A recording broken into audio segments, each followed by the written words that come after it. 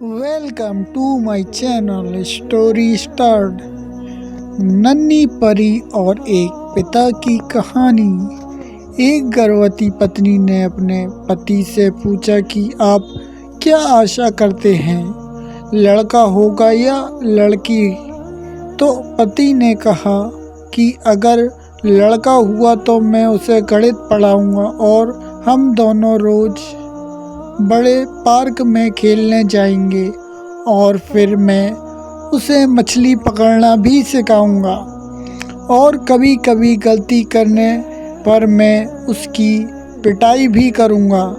तभी पत्नी ने पूछा कि अगर लड़की हो गई तो। तब पति ने मुस्कुराते हुए कहा कि अगर हमारी लड़की हुई तो मुझे उसे कुछ सिखाने की ज़रूरत ही नहीं पड़ेगी, क्योंकि वो उन सभी में से एक होगी जो कि सब कुछ मुझे दोबारा सिखाएगी। एक तरह से वो मेरी दूसरी माँ होगी।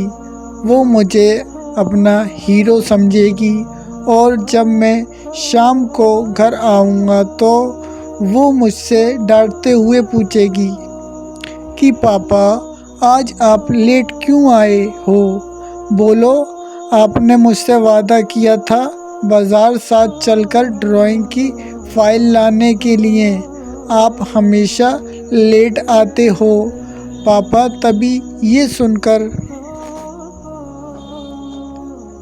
मैं उस नन्ही सी परी के आगे कान पकड़कर सॉरी बोलूँगा। फिर मेरी बेटी मुझे जल्दी से माफ़ भी कर देगी और तुम रसोई घर में चुप कर मुस्कुरा रही होगी। और जब वो खूब पढ़ लिख कर बड़ी अफसर बन जाएगी तो मुझसे कहेगी कि पापा अब आप काम पर मत जाया करो, मैं हूँ ना कमाने के लिए। वो मेरे लिए संसार से लड़ेगी और अब कोई भी मुझे परेशान करेगा वो उसे कभी माफ़ नहीं करेगी, और चाहे वो कितनी भी बड़ी हो जाए मगर वो मेरे लिए एक नन्ही सी प्यारी सी परी ही रहेगी। और हाँ, मेरी बेटी हमेशा ही मेरी हिम्मत बनी रहेगी।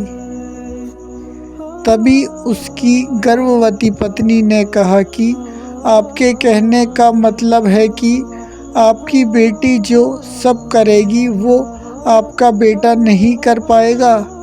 तब पति ने कहा कि नहीं नहीं, क्या पता मेरा बेटा भी ऐसा ही करे, पर उसे सब सिखाना पड़ेगा। लेकिन बेटी सभी गुणों के साथ ही पैदा होगी, और हाँ, वो मेरे ही नहीं बल्कि तुम्हारे भी काम में हाथ बटवाएगी। पर अफसोस वो हमेशा हमारे साथ नहीं रहेगी।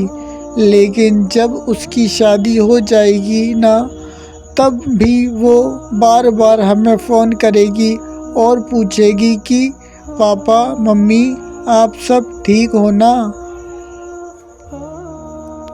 और पापा आप अपनी सभी दवाइयाँ भी टाइम से ही लेते रहना। ये सब सुनकर वो हमारे पास ही नज़र आएगी। हमें ऐसा लगेगा कि अभी भी हमारी परी हमारे साथ ही है, यही हमारे आंगन में ही खेल रही है। ये सब बातें करते हुए पति और पत्नी दोनों ही खूब रोने लग गए। तो दोस्तों, वाकई में हर घर में एक न एक बेटी तो होनी ही चाहिए, क्योंकि बेटी के बिना कुछ भी नहीं। इस कहानी का मकसद बेटे को दोष देना बिल्कुल नहीं है। माँ बाप के लिए बेटा और बेटी दोनों ही एक जैसे होते हैं, लेकिन ये वीडियो उन लोगों के लिए है जो लोग बेटियों से नफ़रत करते हैं और फिर बाद में ही वही बेटी उनके काम आती है और उनकी देखभाल भी करती है। धन्यवाद। मेरी नन्ही परी कहानी अच्छी लगी हो तो कमेंट करें, लाइक करें। शुक्रिया।